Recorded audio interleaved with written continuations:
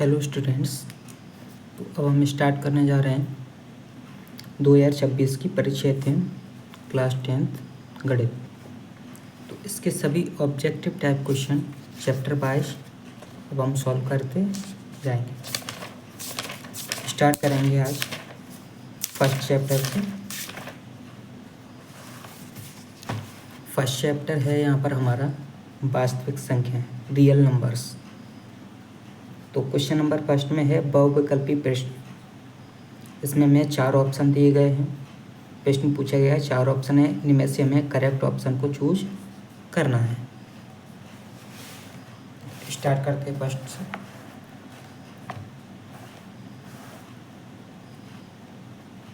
First, किसी पूर्णांक m के लिए प्रत्येक समपूर्णांक का रूप होगा। किसी भी पूर्णांक m के लिए प्रत्येक समपूर्णांक का रूप होगा।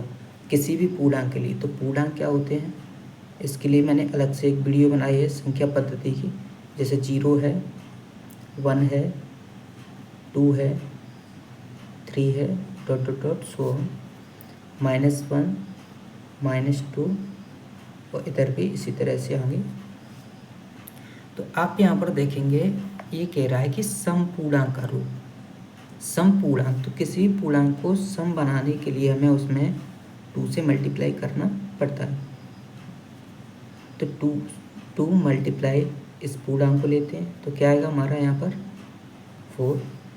अब 2 मल्टीप्लाई ये वाला पूर्णांक लेते हैं तो क्या आता है हमारा यहाँ पर -2। 2 इंटू ये वाला पूर्णांक लेते हैं तो क्या आएगा 0 आगे। इसी तरह से 2 इंटू ये वाला पूर्णांक लेते हैं तो भी हमारा क्या आ रहा है 2।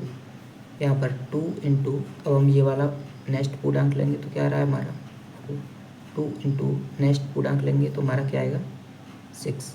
आपको यहाँ पर दिख रहा है ये भी कैसा है सम है, ये भी कैसा है सम, ये भी सम, ये भी सम, ये भी सम। 0 को छोड़ करके, 0 ना तो सम है ना विषम है। हमारे सभी कैसे आ रहे हैं सम पूर्णांक आ रहे हैं। तो यहाँ से हमें ये पता चल रहा है कि किसी पूर्णांक m के लिए प्रत्येक समपूर्णांक का रूप हमारा होगा 2m के फॉर्म का। किस फॉर्म का होगा 2m के। तो यहाँ पर फर्स्ट पॉइंट का हमारा ऑप्शन सी करेक्ट ऑप्शन हो जाएगा। सेकंड है हमारा किसी पूर्णांक q के लिए प्रत्येक विषम पूर्णांक का रूप हो। तो यहाँ पर m कह रहा है, उसी के पर यहाँ पर q कह रहा है। यहाँ पर सम पूर्णांक पूछ रहा है, यहाँ पर विषम पूछ रहा है। तो हम जानते हैं कि कोई भी अगर सम नंबर है 2, उसमें अगर 1 ऐड कर दिया जाए तो कितना हो जाएगा 3। ये कैसा हो गया विषम पूर्णांक। अगर यहाँ पर है 3, यहाँ पर है जैसे 4, सम पूर्णांक है हमारा 4, इसमें भी अगर ऐड कर दिया जाए 1 तो क्या हो जाएगा ये 5। ये भी कैसा है हमारा एक विषम पूर्णांक। अब फिर से एक ले लेते हैं सम 6, इसमें भी अगर 1 ऐड कर दिया जाए तो क्या होगा 7। ये भी हमारा कैसा पूर्णांक आ गया विषम पूर्णांक। तो यहाँ से हमें ये मिल रहा है कि Q के लिए प्रत्येक विषम पूर्णांक का रूप। तो सम में अगर हम 1 ऐड कर रहे हैं तो सम का फॉर्म क्या आ रहा है 2m। यहाँ पर जो कि Q चल रहा है तो यहाँ पर 2Q प्लस 1। जैसे हम 1 ऐड करेंगे सम में तो हमारा वो विषम पूर्णांक आ जाएगा। तो सेकंड पॉइंट का हमारा डी ऑप्शन करेक्ट ऑप्शन हो जाएगा। अब थर्ड है हमारे यहाँ पर n² - 1 8 से विभाज्य होगा यदि n है। यहाँ पर n का क्या मान होना चाहिए कि वो इसमें अगर रखा जाए तो 8 से विभाज्य हो जाए। तो यहाँ पर देखेंगे सबसे पहला दिया गया है एक पूर्णांक, तो n² - 1, n² - 1। ये हमें बताना है कि क्या हो इसमें कि वो 8 से विभाज्य हो। जैसे हमने अगर पूर्णांक लिया, जैसे कि एक पूर्णांक है तो मैंने 1 लिया, वर्ग है तो वर्ग, -1 तो -1। तो यहाँ पर आप देखेंगे 1 का वर्ग होता है 1, -1, 1 में से 1 माइनस करेंगे तो यह आ जाएगा हमारे यहाँ पर 0, जो कि 8 से विभाज्य नहीं है। अब सेकंड ऑप्शन है हमारे पास। सेकंड में वो कह रहा है एक प्राकृत संख्या, एक प्राकृत संख्या। तो यहाँ पर आप अगर देखो तो 1 जो है वो पूर्णांक भी है प्राकृत संख्या भी, तो भी हमारे पास यही कंडीशन बनेगी। सी है एक विषम पूर्णांक, पूर्णांक है लेकिन कैसा है, विषम। तो हम यहाँ पर कोई विषम पूर्णांक लेकर देखते हैं। जैसे मैंने लिया 3, तो इसमें पुट करेंगे 3 का स्क्वायर -1, 3 का स्क्वायर 9 -1, 9 - 1 बोले तो 8। तो यहाँ पर आप देखोगे 8 है वो 8 से डिविजिबल है बोले तो विभाज्य है। अब यहाँ पर दूसरा कोई लेकर के देखते हैं। जैसे मैंने लिया अब 5 कैसा है, एक विषम पूर्णांक है, तो 5 का स्क्वायर यहाँ पर पुट करेंगे -1, 5 का स्क्वायर हो जाएगा हमारा 25 -1, 25 में से 1 माइनस करेंगे क्या आएगा 24। ये नंबर भी हमारा, ये जो पूर्णांक आया है वो भी हमारा कैसा है, 8 से विभाज्य है। तो यहाँ से हमें क्या दिखा कि अगर हम कोई एक विषम पूर्णांक ले रहे हैं n की जगह के n के लिए कोई विषम पूर्णांक ले रहे हैं, तो वो संख्या हमारी 8 से विभाज्य संख्या आ रही है। तो थर्ड पॉइंट का हमारा हो जाएगा option C correct option. Fourth point है हमारा, फोर्थ पॉइंट में क्या पूछ रहा है, वह बड़ी से बड़ी संख्या जिससे 730 और 125 को विभाजित करने पर क्रमशः 5 एवं 8 शेषफल बचते हैं, तो हमें वो बताना है। ऐसी कौन सी संख्या है जिससे इसमें डिवाइड देते हैं और इसमें डिवाइड देते, तो इसमें डिवाइड देने पर 5 बच रहा है शेषफल, इसमें डिवाइड देने पर 8 शेषफल बच रहा है, तो हमें वो संख्या बताना है। क्योंकि इस क्वेश्चन में यहाँ पर ये जो 3 है वो मिसप्रिंट है, मेरे हिसाब से ये मिसप्रिंट है, क्योंकि अगर इसके अकॉर्डिंग करेंगे तो हमारा इनमें से कोई भी ऑप्शन मैच नहीं करेगा। तो यहाँ पर ये 70 है, तो इसको चेक करेंगे। नंबर है हमारे पास 70 एंड 125, तो 4 वाला है हमारा यहाँ पर 70 एंड 125। ये दो नंबर हैं, इनमें जैसे हम ऐसा कौन सा नंबर है उससे डिवाइड करें कि इसमें 5 बच रहा है और इसमें 8 बच रहा है, तो हम क्या करेंगे, सबसे पहले इसमें से 5 को पहले माइनस कर देंगे, इसमें 8 शेषफल बच रहा है तो इसमें से 8 को माइनस कर देंगे, तो यहाँ पर आ जाएगा 118 और यहाँ पर हमारा आ जाएगा 65। अब जी ये जो हमारे नंबर आए हैं इनका ले लेंगे हम HCF, तो 65 और 117 का यहाँ पर ले लेंगे हम HCF। 65 के फैक्टर करेंगे, खंड करेंगे, क्या आएंगे 5 एकन 5, 5 दिए 15, 13 एकन 13, 117 के खंड आएंगे यहाँ पर, 3 से करेंगे 3 तरह के 9, 10 के 3 में 27, फिर 3 से करेंगे तो यहाँ पर 13, फिर 13 से करेंगे तो यहाँ पर 1। तो यहाँ पर आप देख रहे हो इसमें इसके खंड गुणनखंडों में भी 13 हैं, इसके गुणनखंडों में 13 हैं। तो HCF of 65 and 117 equal to 13, तो यहाँ पर हमारा 13 ही करेक्ट आंसर हो जाएगा। 13 ही हमारा ऐसा नंबर होगा जिसका हम 70 और 125 में डिवाइड करेंगे तो हमारा 5 और 8 यहाँ पर शेषफल बचेगा, तो करेक्ट ऑप्शन हो जाएगा हमारा ए। अब नेक्स्ट है हमारा 5th पॉइंट, यदि दो धनात्मक पूर्णांक a एवं b निम्न रूप में लिखे हों, a बराबर x³ बाई स्क्वायर एवं b बराबर x/3, जहाँ x एवं y अभाज्य संख्याएं हैं, तब HCF ऑफ a b होगा। हमें a और b का HCF बताना है, देखते हैं इसको।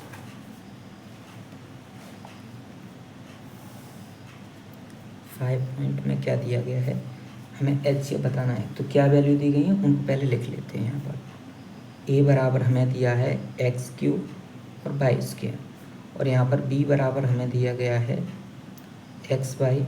तो इसको क्या करेंगे, सबसे पहले हम इसके खंड कर लेंगे या प्रसारित कर लेंगे बोले तो x into x into x into by into by, ऐसे इसका करेंगे तो x into by into by into by. अब हमें इसका क्या निकालना है, इन दोनों का HCF of A B. HCF क्या होता है, दोनों में जो कॉमन होंगे, कॉमन फैक्टर, तो यहाँ पर देखोगे आप, इसमें भी x है, इसमें भी x है, इसमें भी y है, इसमें भी y, इसमें भी y, इसमें भी y, तो और कुछ भी कॉमन नहीं मिल रहा है, तो इनका HCF क्या हो जाएगा, x into by into by, बोले तो x बाई कितना है, तो बाई का स्क्वायर, तो हमारा x बाई स्क्वायर ये क्या हो जाएगा, इनका HCF हो जाएगा। तो ऑप्शन चेक करते हैं, तो हमारा इसमें है ऑप्शन बी करेक्ट ऑप्शन हो जाएगा। बी गलत लगा रखा है किसी ने।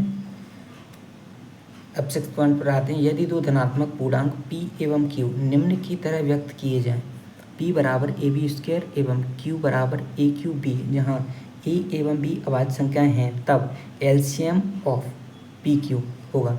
इसमें हमें एलसीएम बताना है, तो करके देखते हैं। फिर से हम क्या करेंगे, p इक्वल लिखेंगे, क्या दिया गया है, p इक्वल हमें दिया गया है ए बी स्क्वायर, और q इक्वल हमें दिया गया है, यहाँ पर q इक्वल हमें दिया गया है ए क्यू बी। तो इसके भी पहले फैक्टर कर लेंगे, a into B into B. अब इसके क्या रहेंगे, तो क्या आएगा, a into A into A into B. अब यहाँ पर जिनके फेयर बन रहे हैं, जैसे इसका बन गया फेयर और बी का बन गया, तो जो इसके पेयर बन गया उसको एक बार लिखना है, तो एलसीएम ऑफ पी, इसके पेयर बन गए ए और बी, इसको एक एक बार लिख लिए। अब जो बचे उनको सभी को लिखना है, बी इंटू ए इंटू ए। तो यहाँ से हमें क्या मिल रहा है, ए कितनी बार है, 3 बार, तो ए की घात 3, और बी कितनी बार, तो बी की घात 2। हमारा एलसीएम क्या आ जाएगा, A Q B square. Option check करेंगे यहाँ पर, ए क्यू बी स्क्वायर, तो हमारा ऑप्शन सी करेक्ट ऑप्शन हो जाएगा। यहाँ पर 7वें पॉइंट में हमें पूछ रहा है, एक अशून्य परमेय संख्या एवं एक अपरिमेय संख्या का गुणनफल होगा।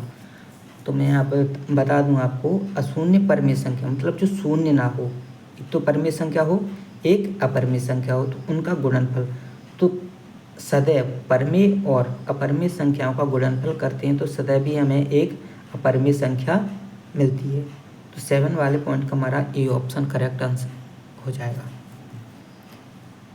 अब 8 पॉइंट हमें क्या पूछ रहा है इसमें, वह छोटी से छोटी संख्या जो 1 से 10 तक की सभी संख्याओं दोनों को सम्मिलित करने पर, मतलब 1 और 10 भी जिसमें सम्मिलित है से विभाज्य है, इनमें से कौन सी संख्या है जो 1 से 10 तक जिसमें 1 भी है और 10 भी है सभी संख्याओं से विभाज्य है। तो चेक करेंगे, इसके लिए हम क्या करेंगे,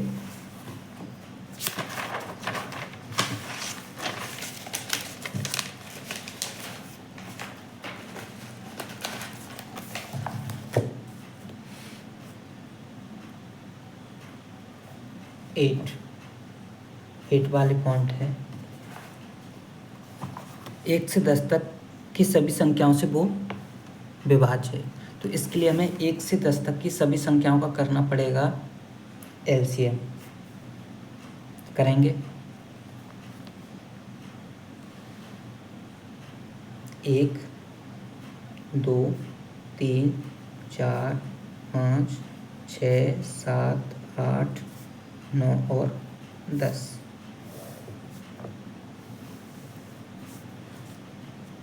तो एक सबसे पहले 2 से करेंगे, 1 तो लेने की ज़रूरत नहीं थी। 1 3 2 5 3 7 4 9 और 5। फिर से 2 से करेंगे, इसको कैंसिल, 1 1 3 1 5 3 7 2 9 5। फिर से इसको एक बार 2 से करके करेंगे, तो क्या आएगा, 1 1 3 1 5 3 7 1 9, यहाँ पर 5। अब इसको कैंसिल करेंगे 3 से, तो 1 1 1 1 5 1 7 1 3 और 5। फिर से इसको 3 से करेंगे एक बार कैंसिल, क्या आएगा 1 1 1 1 5 1 7 1 1 और यहाँ पर 5। अब इसको 5 से करेंगे कैंसिल, तो आएगा हमारा यहाँ पर 1 1 1 1 5 1 5 1 7 1 1 और यहाँ पर 5 1 5। अब इसको 7 से करेंगे तो सभी जगह हमारा 1 1 यहाँ पर आ जाएगा। तो यहाँ से हमें इसका एलसीएम कितना मिला है, इन सभी का कर देंगे multiply, 2 into 2 into 2 into 3 into 3 into 5 into 7। तो इन सब का जैसे ही हम मल्टीप्लाई करेंगे तो हमारा आ जाएगा 2520। ऑप्शन चेक करेंगे इसमें से, ये तो इसमें से 10 100 500 2520, तो ऑप्शन डी हमारा इसमें से करेक्ट ऑप्शन हो जाएगा। 9 वाला पॉइंट है 96 एंड 404 का HCF होगा 96 और 404 का HCF होगा। 96 और 404 का HCF निकाल के देखेंगे।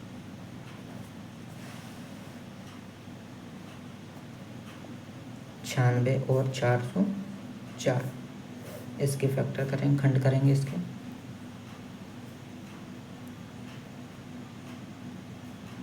दो से भी कर सकते थे पहले,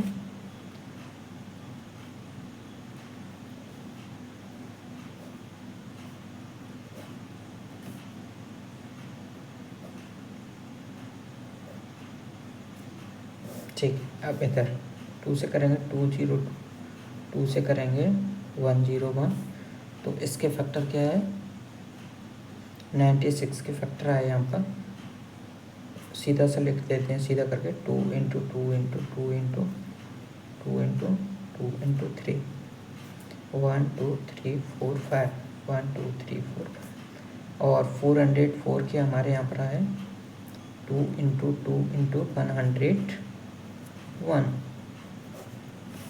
तो यहाँ से क्या मिल रहा है 2 मिल रहा है और 2 मिल रहा है, तो HCF क्या हो जाएगा इनका, HCF ऑफ 96 एंड 404 कल टू 2 2 या 4, तो यहाँ पर 4 हमारा करेक्ट आंसर हो जाएगा। इसमें चेक करेंगे तो हमारा ऑप्शन बी यहाँ पर हमें करेक्ट दिख रहा है।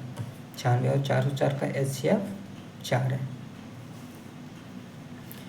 नेक्स्ट है हमारा 6 और 20 का HCF है, 6 और 20 का HCF इसी की तरह आप निकाल करके देखेंगे, सिंपल है, इसको आप कर पाएंगे। नेक्स्ट है हमारा रिक्त स्थानों की पूर्ति कीजिए। √3 एक संख्या है, तो √3 एक ऐसी संख्या है अपरिमेय संख्या।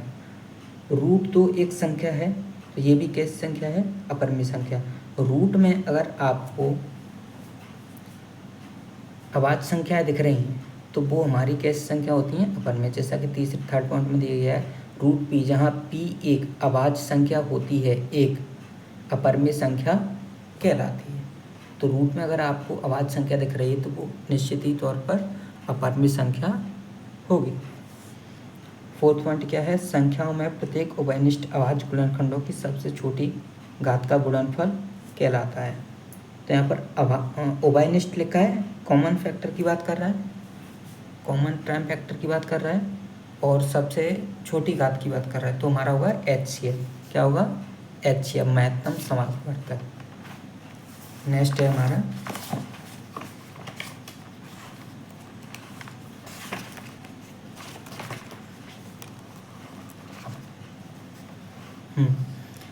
नेक्स्ट है हमारा संख्याओं में संबद्ध प्रत्येक अभाज्य गुणनखंड की सबसे बड़ी घात का गुणनफल कहलाता है। तो ये कहलाएगा हमारा LCM। सबसे बड़ी घात की बात करें तो LCM, सबसे छोटी घात की बात करें तो HCF। कोई संख्या P/Q जहाँ P एवं Q परस्पर अभाज्य पूर्णांक हैं तथा Q बराबर नहीं है 0 के, P/Q के फॉर्म में हो, and where P and Q are prime integers and Q not equal to 0, तो वो क्या कहलाती है, वो हमारी कहलाई परिमेय संख्या। परिमेय संख्या की परिभाषा ये है, वे संख्याएं जिन्हें हम p बटे q के रूप में लिख सकें जहाँ p और q अभाज्य पूर्णांक हैं तथा q 0 के बराबर नहीं हो, तो वो क्या कहलाती हैं? परिमेय संख्याएं कहलाती हैं। 7 पॉइंट में तो क्या कह रहा है? HCF of A B into LCM of A B equal to, तो हम जानते हैं, हमने एक सूत्र पढ़ा था, दो संख्याओं का गुणनफल बराबर LCM गुणा HCF। तो ये दो संख्याएं हैं ए बी, इसमें भी। अब यहाँ पर HCF और LCM का गुणनफल है, तो यहाँ पर इन दोनों संख्याओं का गुणनफल होगा, तो A इंटू बी। चलिए नेक्स्ट है हमारा जोड़ी मिलाइए, सही जोड़ी, यहाँ पर मैचिंग हमें बताना है।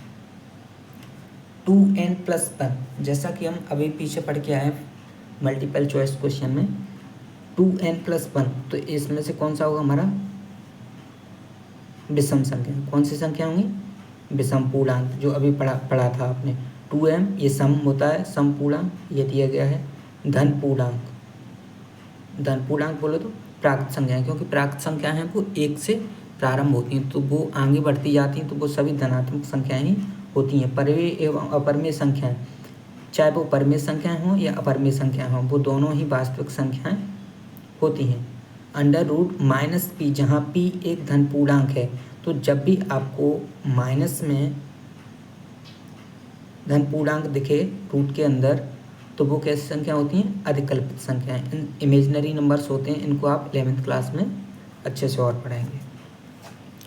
नेक्स्ट है आपका सत्य और असत्य। इसमें लिखा है प्रत्येक प्राकृत संख्या पूर्ण संख्या होती है। यहाँ पर देखते हैं,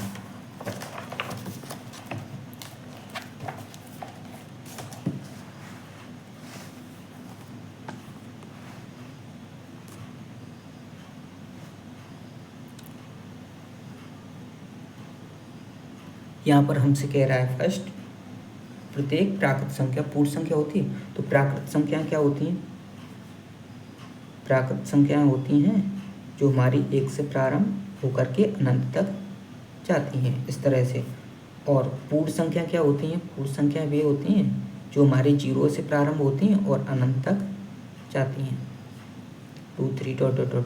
तो यहाँ पर देखेंगे आप, प्रत्येक प्राकृत संख्या पूर्ण संख्या होती है। तो प्रत्येक प्राकृत संख्या पूर्ण संख्या तो होती है, तो ये कथन कैसा है?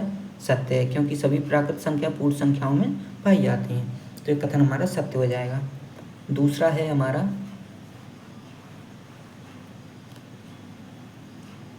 हमारा प्रत्येक पूर्णांक प्राकृत संख्या होती है। प्रत्येक पूर्णांक क्या होते हैं?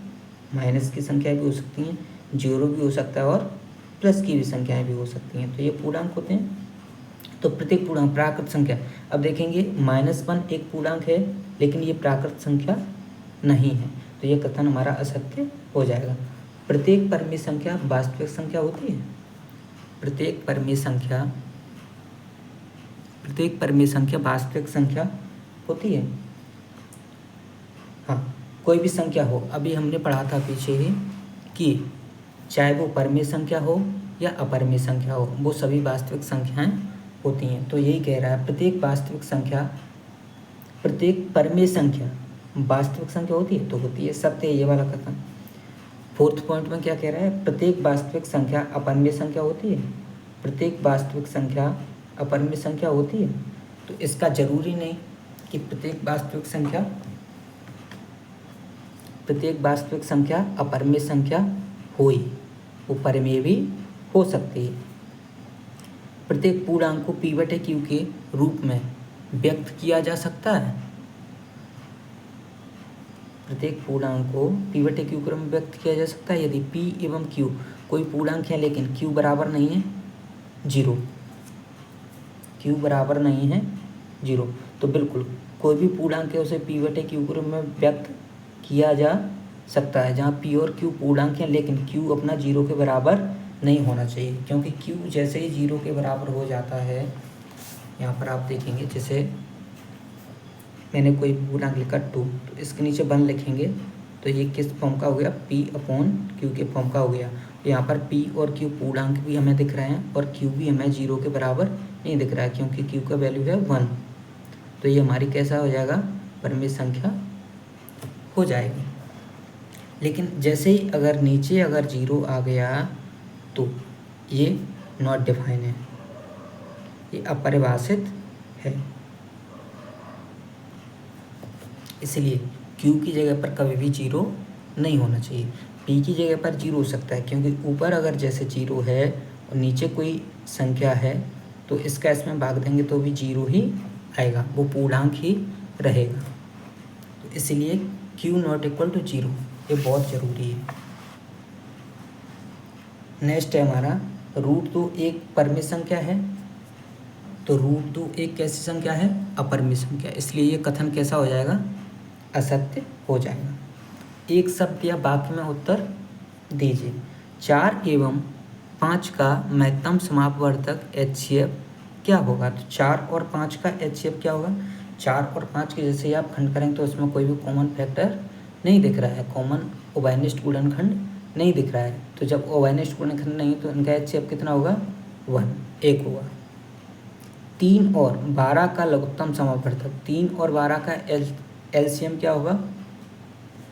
3 और 12 का LCM, 3 का 12 का क्या कर लेंगे यहाँ पर? इस तरह से खंड कर लो इनके। 2 से कर दो पहले, 3 2 छक्के 12, फिर 2 से करेंगे 3 2 3 6, फिर 3 से करेंगे 1, 3 दूनी 6 6 दूनी 12। तो इनका LCM कितना आ जाएगा यहाँ पर? 12। अब क्या है? दो संख्याओं A एवं B के, दो संख्याओं A एवं B के LCM एवं HCF क्रमशः X एवं Y, AB X और Y में क्या संबंध है? तो ये अभी हमने पीछे पढ़ा था, यहाँ पर इस 7th पॉइंट में इस चीज़ को पढ़ा था कि LCM और HCF दो संख्याओं का गुणनफल, LCM और HCF का गुणनफल उन संख्याओं के गुणनफल के बराबर होता है। तो यहाँ पर हो जाएगा LCM यहाँ पर कितना दे रहा है? A, और HCF कितना दे रहा है? B। A और B संख्या दी है, इनके LCM HCF X और Y है, तो क्या हो जाएगा? X into Y equal to A into B। दोनों संख्याओं का गुणनफल उनके LCM HCF के गुणनफल के बराबर हो जाएगा। ये इनके LCM और HCF दिए गए हैं। नेक्स्ट है हमारा, यदि A बराबर BQ तो A और B में क्या संबंध है? A बराबर BQ है, तो इसको हमने फर्स्ट एक्सरसाइज में पढ़ा था। A बराबर BQ, तो यहाँ पर जो B का ये गुणांक, जो Q का गुणांक है B, तो ये इसका क्या होगा? एक गुणनखंड होगा। B है वो A का क्या होगा? एक गुणनखंड होगा। सो थैंक्स फॉर वॉचिंग, मिलते हैं नेक्स्ट चैप्टर के साथ। Thank you.